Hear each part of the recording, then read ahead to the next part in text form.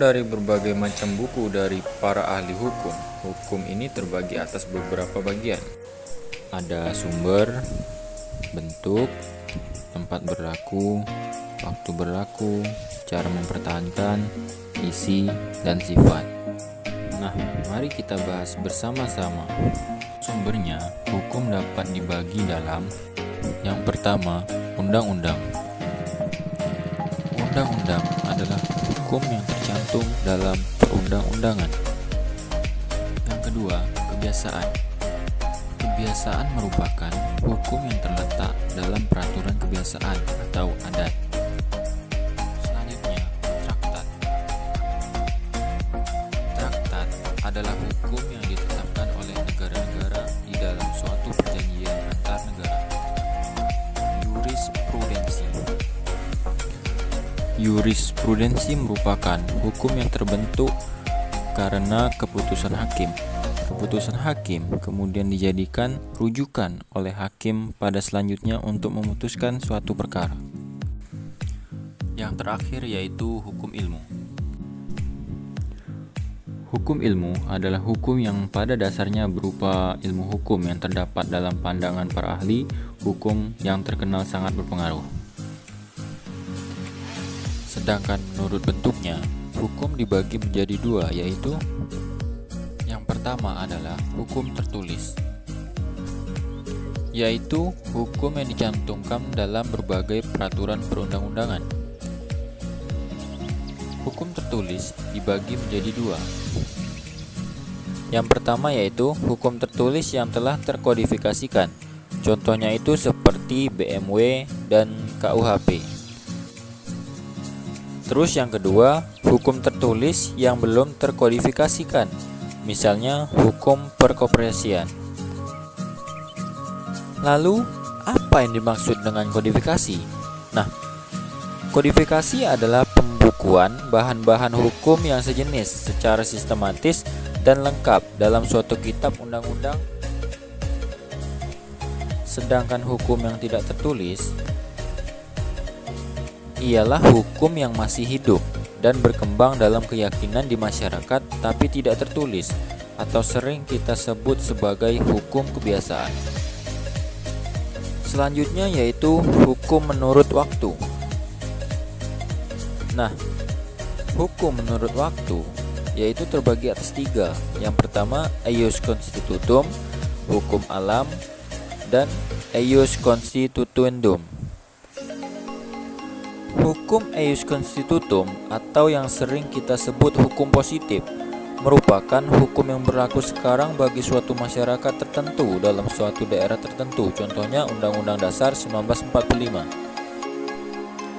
Terus hukum eius constituendum atau hukum yang dicita-citakan merupakan hukum yang diharapkan dapat berlaku di masa yang akan datang. Contohnya itu seperti aturan peralihan pasal 1 Undang-Undang 1945. Yang ketiga yaitu hukum alam. Hukum alam merupakan hukum yang berlaku di mana-mana dalam segala waktu dan juga segala bangsa di dunia. Hukum ini tidak mengenal batas waktu, melainkan berlaku untuk selama-lamanya terhadap siapapun di seluruh tempat.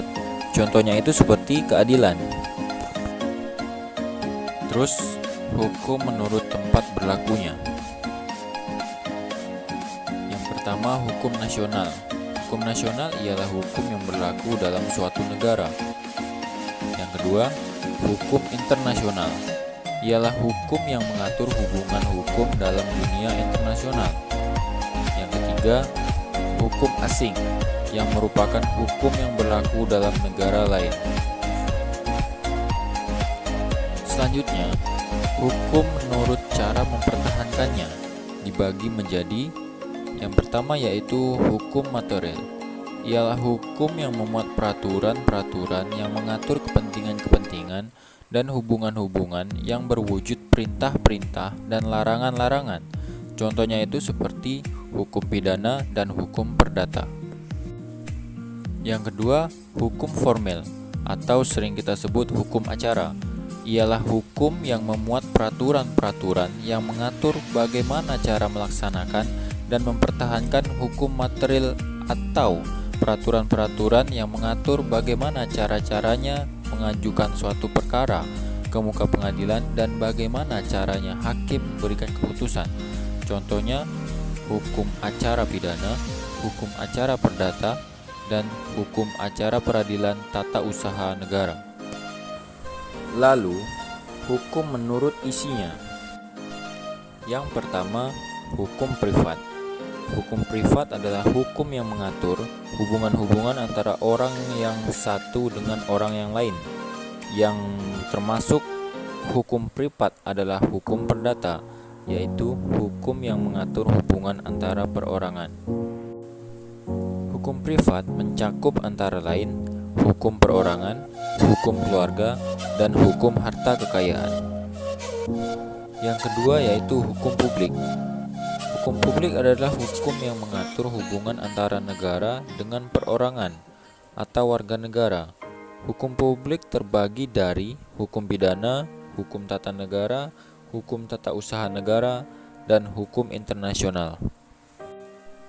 Sedangkan hukum menurut sifatnya dapat dibagi dalam hukum bersifat memaksa, yaitu hukum yang dalam keadaan bagaimanapun juga harus mempunyai paksaan mutlak. Sebagai contoh, misalnya dalam perkara pidana, seorang pencuri tertangkap karena sedang membongkar jendela rumah orang tuanya pada malam hari, kemudian diproses dan diajukan ke pengadilan, lalu diputuskan perkaranya. Walaupun orang tuanya tidak mempersalahkan anaknya mencuri, bahkan tidak perlu diajukan ke peradilan, tetapi hukum mewajibkan perkara tersebut harus diproses. Maka dari itu, hukum bersifat memaksa. Yang kedua, hukum bersifat mengatur adalah hukum yang dapat dikesampingkan apabila pihak-pihak yang bersangkutan telah membuat peraturan sendiri dalam suatu perjanjian. Biasanya dilakukan dalam perkara-perkara perdata. Contohnya, misalnya itu seperti si A meminjam uang kepada si B dan berjanji akan mengembalikannya sebulan kemudian. Ternyata sudah melewati batas yang telah ditentukan. Si A tidak mau melunasi hutangnya dengan alasan belum mempunyai uang.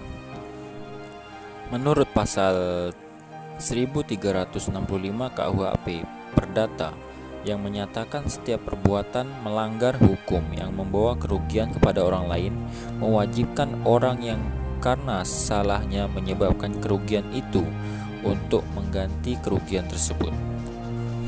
Sehingga berdasarkan pasal tersebut ada dua kemungkinan. Kemungkinan yang pertama yaitu si A wajib untuk membayar hutangnya, dan yang kedua si A dibebaskan atau diperpanjang pembayarannya asalkan ada kesepakatan antara si A dan si B. Sehingga di dalam permasalahan ini hukum bersifat mengatur.